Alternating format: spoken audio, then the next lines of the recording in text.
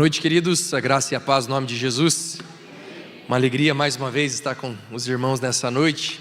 Espero que o Senhor fale ao seu coração e encha cada um de nós dessa presença maravilhosa que nós temos à nossa disposição, a convicção de que o Senhor está à nossa disposição e que quando nós buscamos de todo o coração, Ele responderá às nossas orações. É nesse espírito que eu quero que você abra comigo a sua Bíblia no Evangelho segundo Mateus, capítulo 10, a partir do versículo de número 24. Conforme você encontrar esse texto, eu quero que você se coloque em pé. Mateus, capítulo 10, a partir do versículo de número 24.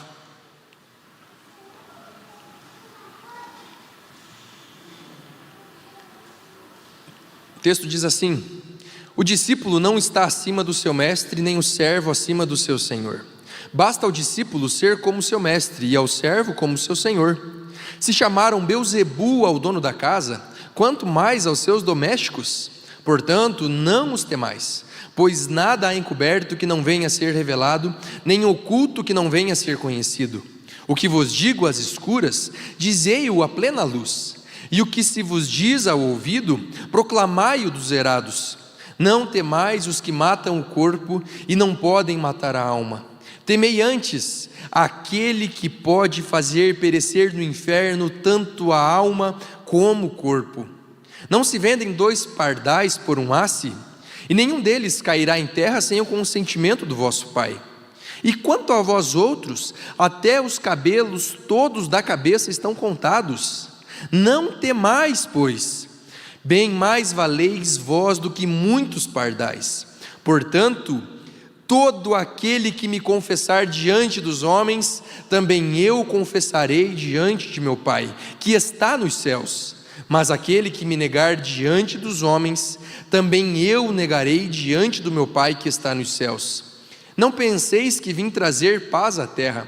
Não vim trazer paz, mas espada, pois vim causar divisão entre o homem e seu pai, entre a filha e sua mãe, entre a nora e a sua sogra. Assim, os inimigos do homem serão os da sua própria casa. Quem ama seu pai ou sua mãe mais do que a mim, não é digno de mim. Quem ama seu filho ou sua filha mais do que a mim, não é digno de mim. E quem não toma a sua cruz e vem após mim, não é digno de mim. Quem acha a sua vida, perdê-la-á. Quem todavia perde a vida por minha causa, achá-la-á. Santo Deus, que privilégio, Pai, mais uma vez nós lermos da Tua Palavra. Obrigado porque ela é a revelação a qual todos nós precisamos. Nós não precisamos de qualquer outra revelação. Não precisamos de que qualquer pessoa nos fale sobre aquilo que virá nas nossas vidas, o que acontecerá nos nossos ministérios, nas nossas casas. Nós não precisamos de nada disso. O Senhor revelou a nós tudo o que nós precisamos saber. Eu peço que nesse tempo o Senhor quebrante os nossos corações. Peço que o Senhor quebre todo e qualquer orgulho, vaidade, incredulidade. Que nesse tempo seja o Pai falando ao coração dos seus filhos. Alimenta aqui teu povo, Pai. Enche cada um de nós dessa sua presença maravilhosa. Vivifica o nosso espírito. Que todos nós possamos sermos edificados, alimentados, revigorados por essa presença maravilhosa do Senhor. Enche este lugar. Nós queremos mais de Ti. No nome de Jesus. Amém. Você pode se assentar, querido. O primeiro-ministro da Inglaterra, durante o período da Segunda Guerra Mundial, Winston Churchill, num dos momentos em que a moralidade na Inglaterra estava num nível de declínio extremamente elevado, ele disse o seguinte: a decadência moral da Inglaterra deve-se ao fato que nos púlpitos das igrejas da Inglaterra não se prega mais sobre o inferno. Isso de fato é muito verdade. Nós muitas vezes acabamos deixando a doutrina do inferno muitas vezes de lado. Falamos sobre o amor, falamos sobre o poder do Senhor e às vezes acabamos deixando de lado essa doutrina, uma das mais propagadas pelo próprio Senhor Jesus Cristo. A minha missão conferida a mim a partir do Michael, do querido irmão Rafael, a respeito desse tema, é um tema que tem muito a ver com as nossas vidas e que tem uma relevância absurda na nossa fé, na nossa esperança, na expectativa daquilo que nos aguarda. E é com esse espírito que eu quero te convidar a nós refletirmos sobre 3 aspectos. Primeiro, a verdade do inferno. Segundo, a verdade do céu. E em terceiro, a verdade da vida. Esse texto, qual o nosso Senhor está junto dos seus discípulos, logo após deles ter chamado para si e estar enviando estes 12 apóstolos, nós percebemos que no início do capítulo 10, Deus está capacitando, chamando, falando para os seus discípulos o que os aguardaria a partir de agora, de fato os enviando. Se você for observar o original da palavra apóstolo, ela significa enviado, ou seja, é literalmente esse ofício que Jesus está cumprindo na vida desses irmãos. Ele está os enviando, mas para o quê? Para viverem a plenitude do reino de Deus por onde quer que eles passassem. Essa é a minha missão e a sua missão.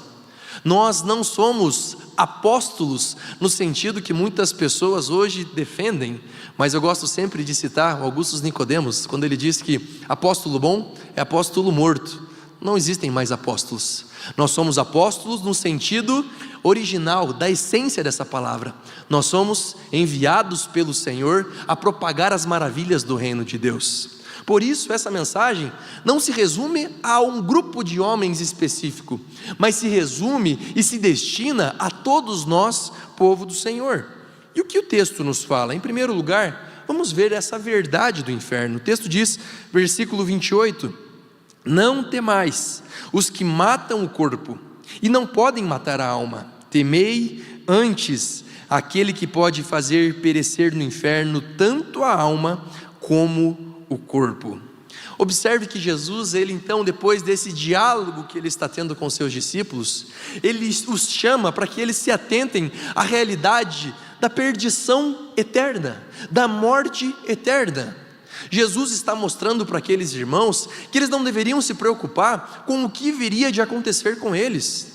Ansiedades que muitas vezes nós nutrimos por coisas que nunca acabarão com a nossa vida. Eu tenho medo de ser assaltado, eu estou saindo na Zona Leste, eu não posso pegar o meu celular porque pode passar um bandido. Irmãos, o Senhor das nossas vidas é o próprio Deus, e nada nesse mundo vai acontecer a cada um de nós se não for pela soberana e perfeita vontade de Deus. Ninguém vai ser morto, ninguém morrerá sem que o nosso Senhor consinta com isso. Por isso, descanse no Senhor. Quem lhe dá a sua segurança, a sua provisão, não é um homem, não é um segurança, não é um corpo militar, mas quem provê a segurança, quem provê a paz a cada um de nós, o cuidado, o favor, é o próprio Deus. Jesus está dizendo para os seus discípulos, acalmem-se, temam muito mais aquele que de fato pode acabar com a sua alma, do que aqueles que podem tirar a sua vida. Porque quando nós morremos, para onde nós vamos? Mas não quero falar sobre isso, depois eu falarei.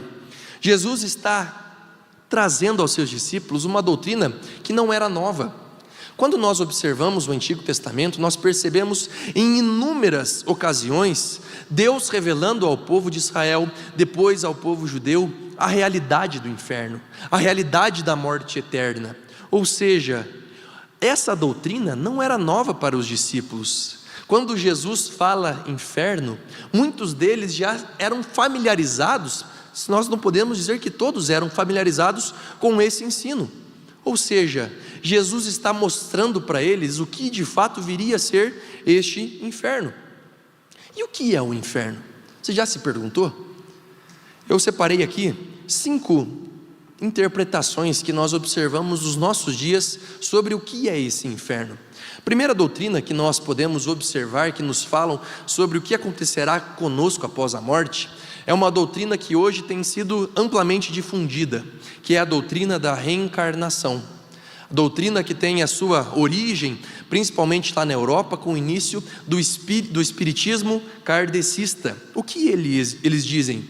Que não existirá este inferno, que nós morremos, nós seremos tratados, nós reencarnaremos e assim haverá a evolução da nossa alma. Mas não existirá um lugar o qual todos nós seremos enviados para a morte eterna. Não existe. Mas o que a palavra de Deus nos diz?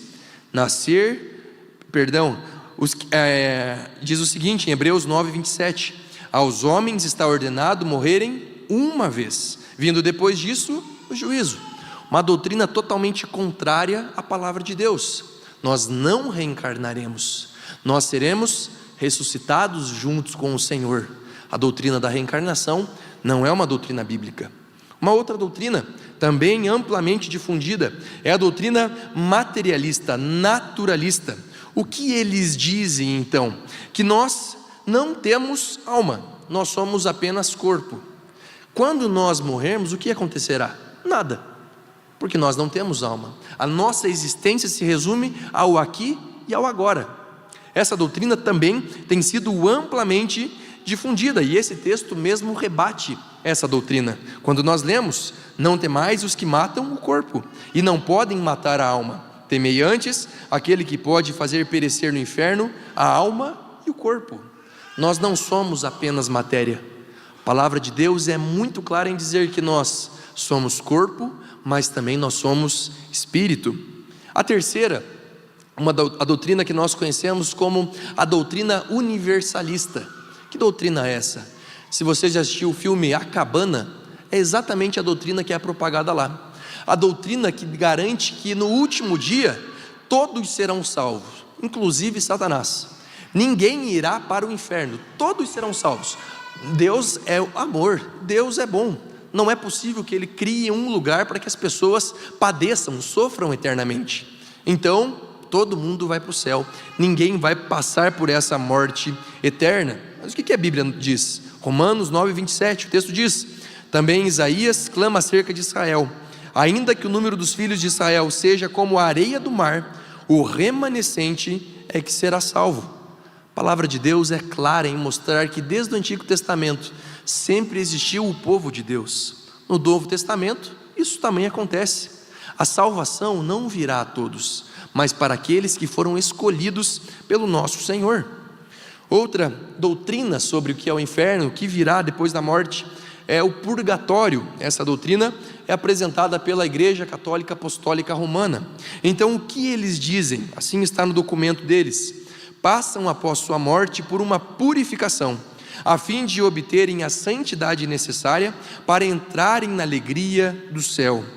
São pessoas que foram escolhidas, mas não foram santificadas na sua plenitude aqui na terra.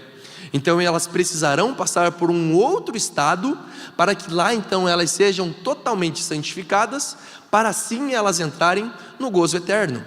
Doutrina a qual nós não encontramos qualquer base nas Escrituras, ou melhor, nós encontramos na Bíblia católica, no livro apócrifo de Macabeus, quando nós lemos que o seguinte: os que morrem na graça e na amizade de Deus não estão completamente purificados, embora tenham garantida a salvação eterna. Não temos base bíblica nenhuma. A revelação de Deus nos fala nada sobre purgatório. Quinta e última doutrina a respeito do inferno é o aniquilacionismo. Essa doutrina inclusive foi defendida por grandes homens da teologia. Cito um deles, John Stott. E o que eles dizem? Que Deus ele não submeteria pessoas a um tormento eterno. Então eles dizem que aqueles que foram destinados ao inferno, eles serão ao final do juízo aniquilados, eles deixarão de existir, não haverá um lugar para que eles padeçam e sofram eternamente. Mas qual é a verdade bíblica sobre o inferno? Primeira coisa, o inferno é um lugar real. O inferno é um lugar. Em todas essas doutrinas, a maioria delas nos falam dos homens conseguindo sair dali. Aqui não. A Bíblia nos fala que existe um lugar. Normalmente no Antigo Testamento nós vemos a referência ao inferno como o Vale de Rinom. O que era esse vale? Era um lugar conhecido pela desonra, pela morte, pela dor pelo povo de Israel. Então imagine que naquele vale era um lugar que funcionava literalmente como um cemitério ao céu aberto. Depois se transformou num lixão, um lugar que pelos gases ali encontrados estava o tempo todo pegando fogo, as chamas tomavam conta daquele lugar. Ou seja, Na visão do povo de Israel, ao olharem para aquele vale, eles tinham como o pior lugar de todos os locais os quais eles já haviam conhecido. O pior lugar. Nosso Deus nos fala sobre este lugar, e Ele usa então para mostrar à nossa mente como se parecerá esse lugar, como o vale de Rinom. Um lugar de morte, um lugar do fogo eterno, um local onde os vermes constantemente comeria a carne daqueles que ali estariam. É um lugar, não é no sentido figurado, é literalmente um lugar. A verdade bíblica sobre o inferno, em primeiro lugar, é que o inferno de fato é um lugar. Em segundo lugar, o inferno é um lugar de consciência. Quando morrermos, aqueles que forem para o inferno, eles não se lembrarão de nada, eles estarão como anestesiados, eles não sofrerão, serão corpos que estarão vagando. Não, as pessoas lá terão consciência, elas estarão vivendo aquele momento. Não é sem a sua memória, sem a sua percepção, sem os seus sentidos, sem qualquer percepção sensorial, não. Todos que lá estarão, sentirão, terão a consciência de onde eles estarão. Terceiro, o inferno é um lugar de sofrimento permanente. Não consiste então de uma ideia metafórica, é um lugar de consciência e um lugar de sofrimento eterno. Não é um lugar onde você estará vivendo ali e você terá determinado momento de refrigério. Não, é o sofrimento permanente, o tempo todo. Não haverá qualquer descanso, não haverá qualquer refrigério. Nós temos realidades hoje, nos nossos dias, como por exemplo de guerra, e nós vemos muitas guerras acontecendo nesses dias, e hoje por conta das mídias nós podemos ver o que acontece nesses locais, homens desesperados para saírem dali, e que quando eles veem o socorro vindo, homens brutos, fortes, se põem ao chão, alegres por eles terem encontrado o refrigério e a salvação.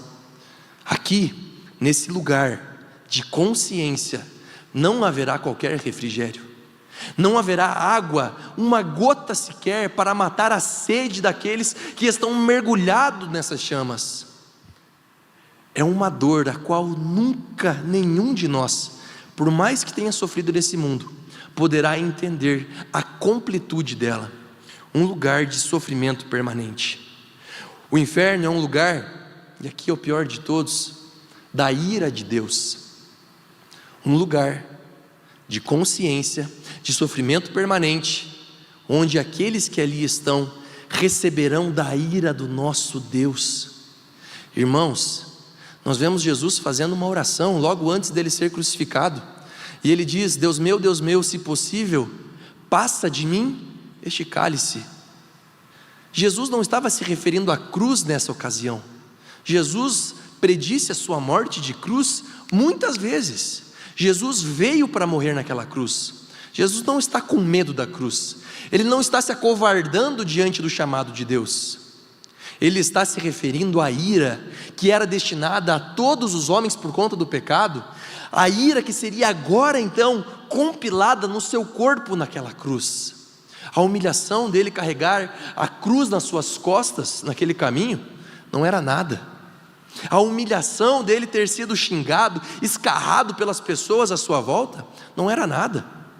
A dor nas suas costas pelas chibatadas que ele levou não era nada, perto do que viria a ser a ira de Deus. Irmãos, o inferno não é um lugar onde haverá a ausência de Deus. Pelo contrário, é um local onde a ira de Deus será derramada. Eu não sei qual é a sua percepção do pior lugar, da pior experiência que você já teve, mas nada se compara com o que virá a ser o inferno.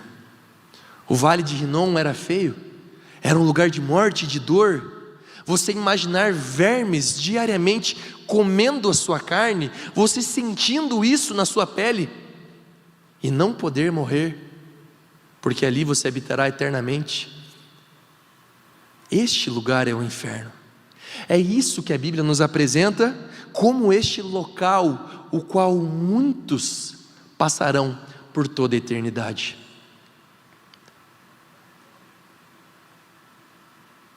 Nós não podemos romantizar o inferno. Hoje existem piadas sobre o inferno. Você já ouviu alguma delas? Diz que o Joãozinho morreu, e aí ele sempre foi um homem muito vivido. E aí ele chega no céu.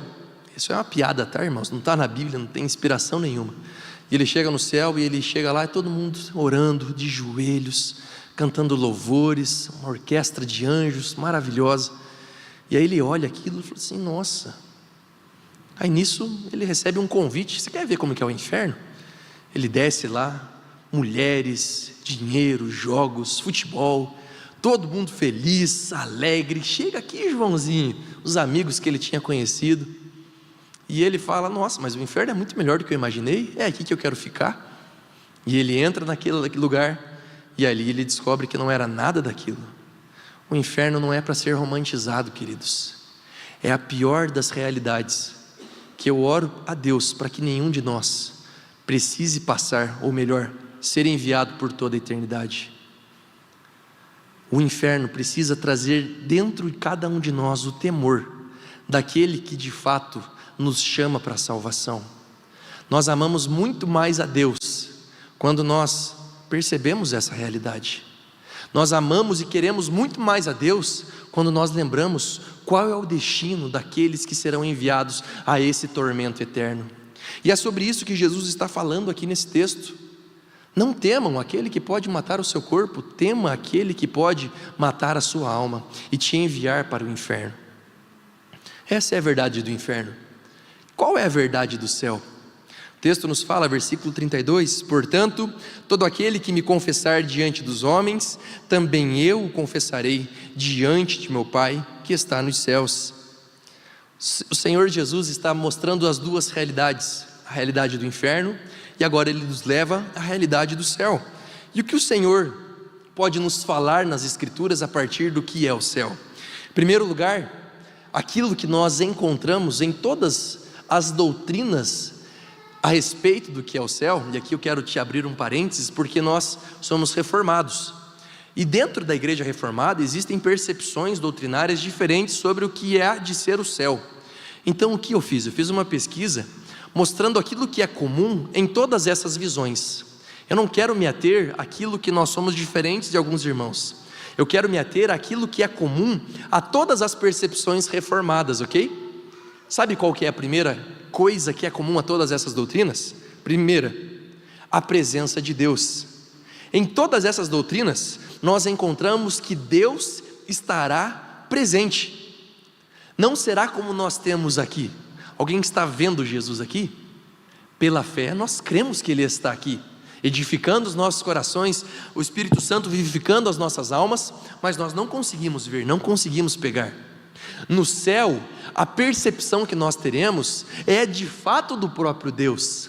Talvez uma história que nós podemos ter para entender o que será isso, era como era o Éden.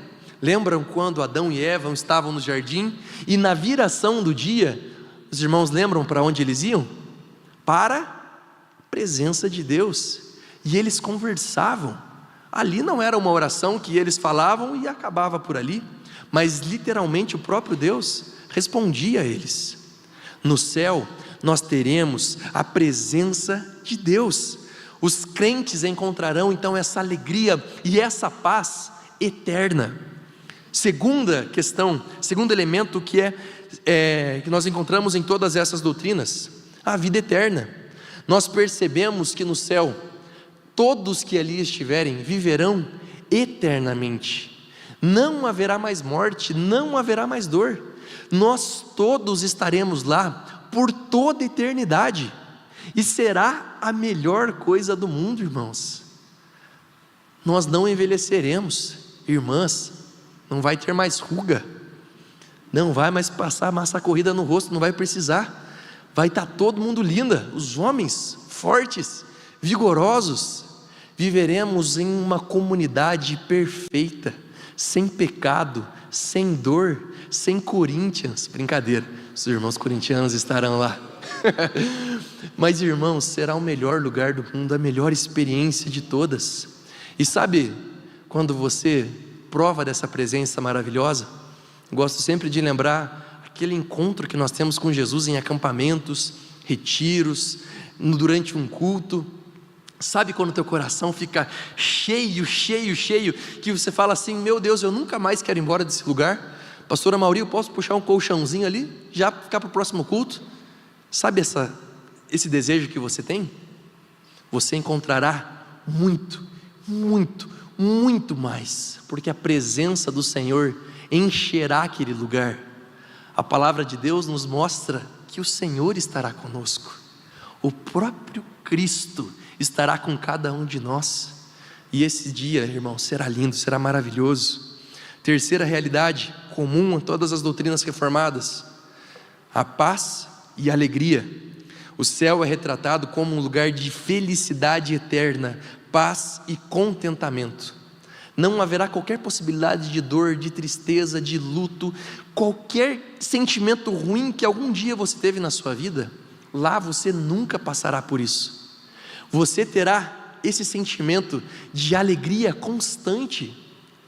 É muito bom você ser feliz, não é? É muito bom, é maravilhoso. É a melhor coisa do mundo você gozar dessa alegria, e de uma alegria que é eterna. Imagine você passar por isso todos os dias da sua vida. Você acordar sabendo que no outro dia será melhor do dia que você viveu. Ou melhor, você não vai nem querer dormir, né? Não vai nem precisar disso, seu corpo não vai mais precisar de descanso. Imagina isso, queridos. Quarto elemento, adoração eterna. A Bíblia retrata o céu como um lugar de adoração constante a Deus, com os crentes louvando e adorando a Deus eternamente. Aqui eu preciso confessar um pecado meu, irmão, porque quando eu conheci Jesus, eu sabia muito pouco sobre Cristo, sobre a palavra de Deus, e a minha percepção do céu era aquela da piada do Joãozinho, sabe? Que todo mundo estaria de joelhos e fazendo assim para Jesus. Mas essa não é a raiz do que é a adoração. Sabe o que é adoração? É você ter um viver constante para Deus, é a sua vida louvar ao Senhor. No céu nós louvaremos, e é muito bom você cantar, entoar cânticos ao Senhor. Nosso Deus é digno de toda honra e de todo louvor, nós acabamos de cantar isso. Mas lá nós viveremos, lá nós nos relacionaremos, eu creio que lá nós nos reconheceremos, nós viveremos como um povo restaurado, glorificado, santificado de uma vez por todas pelo próprio Deus. Isso será adoração eterna. Nós estarmos diante do nosso Pai, diante do nosso situações que parecem para nós o céu. O fato de você cultuar, o fato de uma igreja cumprir a sua missão, de você ver milagres, de você ver o povo de Jesus se rendendo a Ele, conversões, tudo isso são realidades do reino de Deus entre nós. O Espírito enchendo cada um de nós são realidades do reino, mas não em toda a sua plenitude. Lá será o próprio reino de Deus.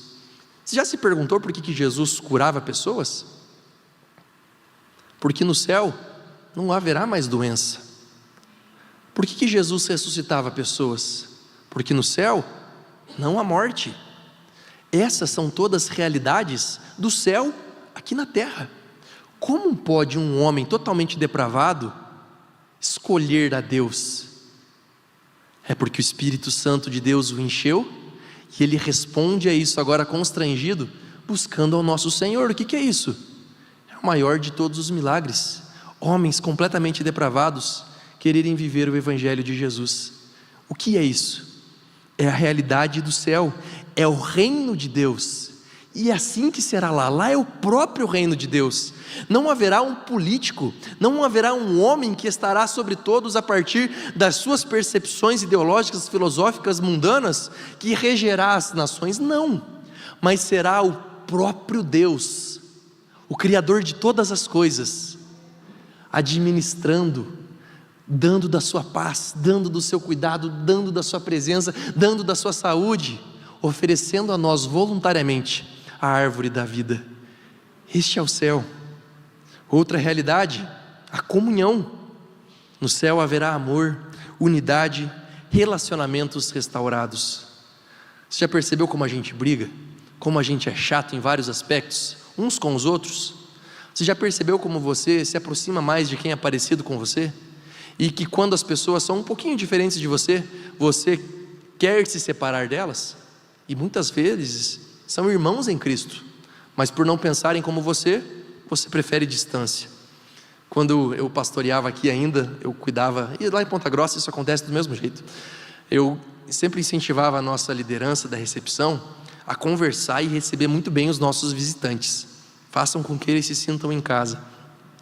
E era muito engraçado porque o pessoal da recepção, sempre depois quando vinha falar comigo, dizia assim: pastor, chegou fulano, ciclano e beltrano, maravilhosos. Eles assistem essas séries que são muito boas. Eles têm uma vida muito parecida comigo, estudaram naquele colégio, fazem esse curso. Eles são muito bons. Por quê? Porque eram iguais a eles. Aqueles que eram um pouquinho diferentes, uma história um pouquinho diferente. Ah, pastor, não sei se vai dar certo, viu? O que é isso? É o nosso pecado, o nosso preconceito. Isso é o pecado que está dentro de cada um de nós. No céu não haverá isso. Lá haverá a perfeita comunhão. É bom nós estarmos juntos? Imagina como será lá, só que sem pecado, sem qualquer inveja, sem qualquer cobiça, sem qualquer tipo de manifestação do pecado nas nossas vidas. Será o melhor lugar do mundo. Será a igreja de Jesus junta, vivendo aquele lugar. A última realidade do céu, o novo céu e a nova terra.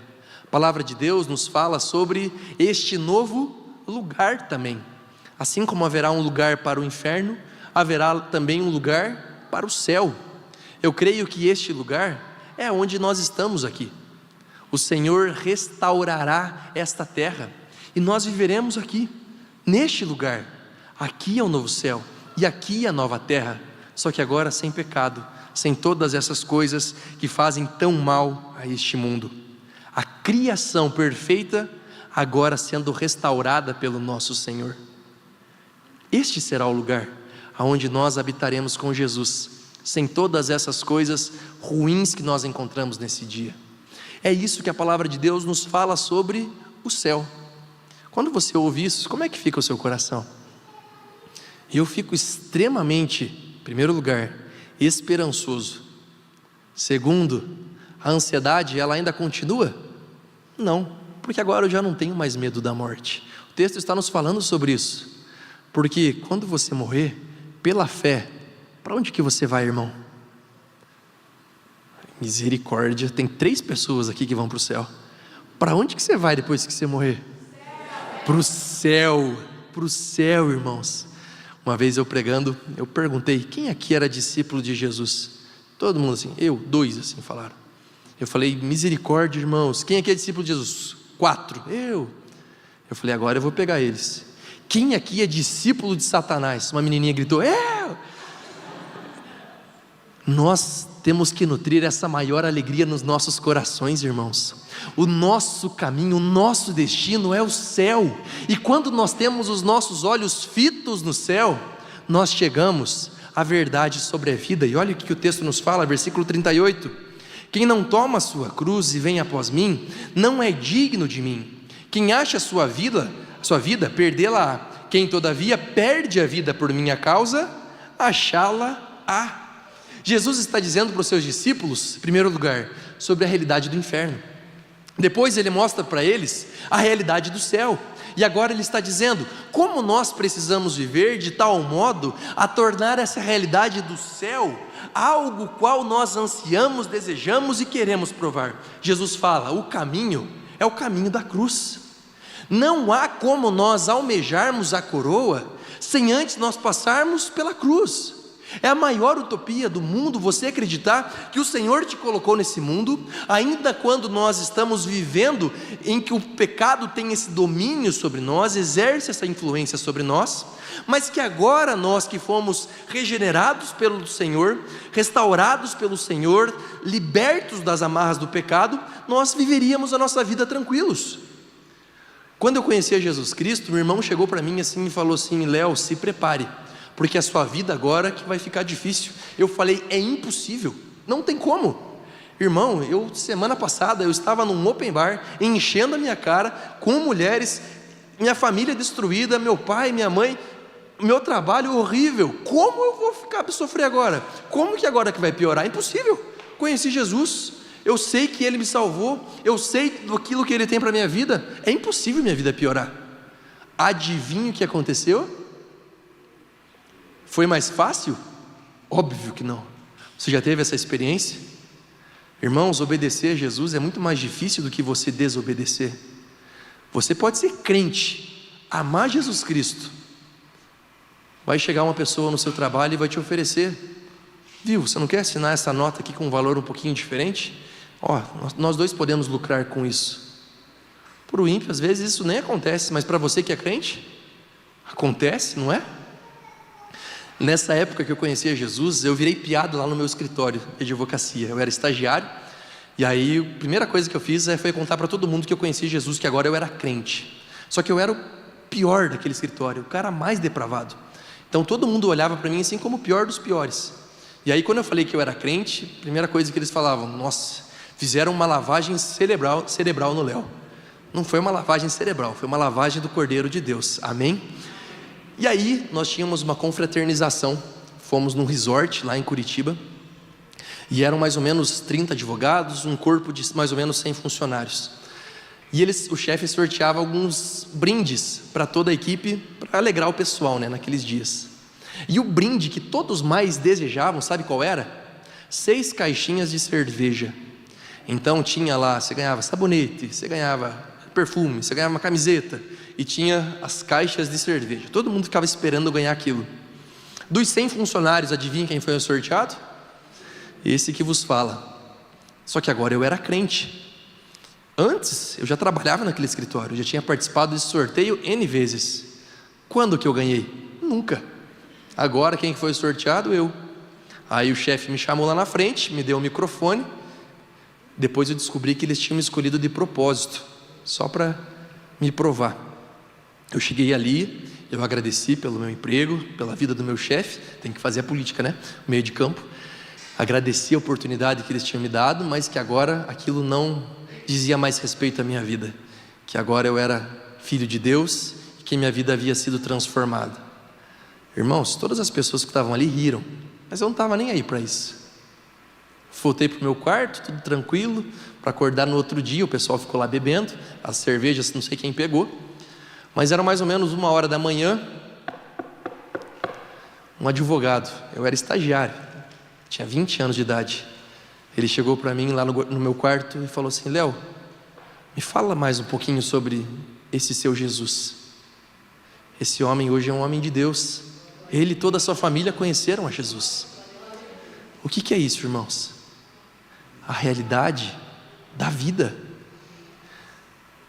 Quando nós passamos pela cruz, quando nós sacrificamos na cruz as nossas vontades, os nossos desejos, e entendemos que o nosso prazer e o nosso deleite, a nossa alegria, não se resumem a essa existência, é porque os nossos olhos estão fitos aonde?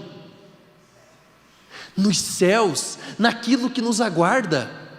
Existe algo que possa se comparar com aquilo que nos espera, perto daquilo que nós podemos receber aqui? Nada, não existe nada, não existe qualquer lugar, qualquer viagem, qualquer experiência, qualquer pessoa que possa substituir a alegria daquilo que nos aguarda. Guarde isso no seu coração. Quando a tentação, quando o pecado vier, não olhe para ele e diga assim: ai meu Deus, que vontade. Não, eu prefiro esperar aquele banquete que me aguarda. É para isso que o Senhor te chama, e enxuga dos seus olhos todas as lágrimas que você tem derramado. O seu sofrimento, a sua dor, a sua luta não servem para que você sucumba diante disso, mas para que você valorize ainda mais aquilo que te espera, para que você anseie ainda mais por aquilo que está reservado para cada um de nós, irmãos, a presença do próprio Deus. Eu lembro que quando preguei isso para umas crianças, um menininho de 5 anos chegou para mim e me puxou assim: pastor, que vontade de morrer. É exatamente isso, irmãos. Eu falei: não faça isso, menino, mas é mais ou menos isso. Que vontade de estar provando dessa realidade.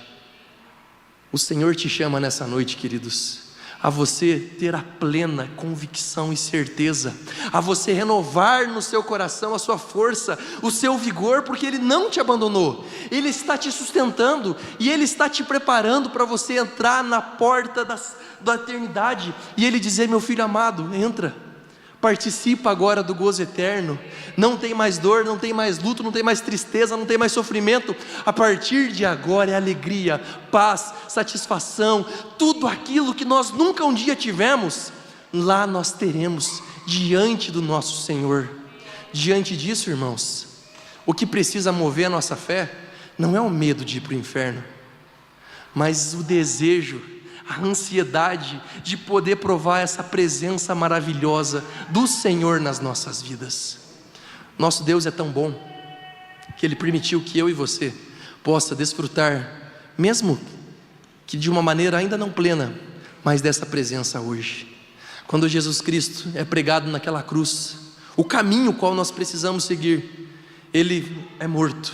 O texto fala que Ele desceu, Ele pregou a mensagem de Jesus, Ele foi ressuscitado por Deus Pai, Ele venceu a morte. Sabe por quê? Para que eu e você possa levantar as mãos para os céus e dizer: nele eu tenho vida, nele eu tenho a certeza de tudo isso que eu acabei de ler vai acontecer. Não é uma fé vazia, não é uma expectativa superficial, é uma convicção daquilo que todos nós temos esperando por cada um de nós. É para isso que o Senhor te chama nessa noite, a você tirar todas essas tristezas, dores, lutas da sua cabeça, não jogar fora, mas entender que em todas elas o Senhor está preparando você para a glória eterna. Amém? Feche seus olhos, curve a sua cabeça. Senhor Jesus, como é bom, Pai, nós lermos a sua palavra. Como é bom, Pai, nós termos a completa convicção de que tudo que temos, tudo que lemos, tudo que passamos é a mão do Senhor, da sua soberana vontade. Obrigado, Pai, pelos nossos sofrimentos. Obrigado, Pai, pelas nossas doenças. Obrigado, Pai, pelas nossas dores. Obrigado, Pai, pelas nossas enfermidades. Obrigado, Pai, pelos nossos traumas. Obrigado por todas as coisas ruins que nós passamos, porque em todas elas o Senhor nos sustentou, porque em todas elas o Senhor deu-nos da sua paz, o Senhor nos segurou como um verdadeiro Pai. Obrigado porque nelas nós podemos esperar ainda mais, com essa ardente expectativa, a realidade do céu. Obrigado porque o Senhor não é um Deus que nos desamparou, mas é um Deus que é perfeito, um Deus que está cumprindo cabalmente todos os seus decretos, e não há nada nesse mundo que fuja do seu controle. Obrigado, Pai, pela vida de cada irmão aqui presente. Nos ajuda a vivermos dessa realidade que nos aguarda ainda hoje, como irmãos em Cristo, convictos de que, habitados pelo Espírito Santo do Senhor, nós podemos provar de todas essas realidades. No nome de Jesus, amém. Deus nos abençoe.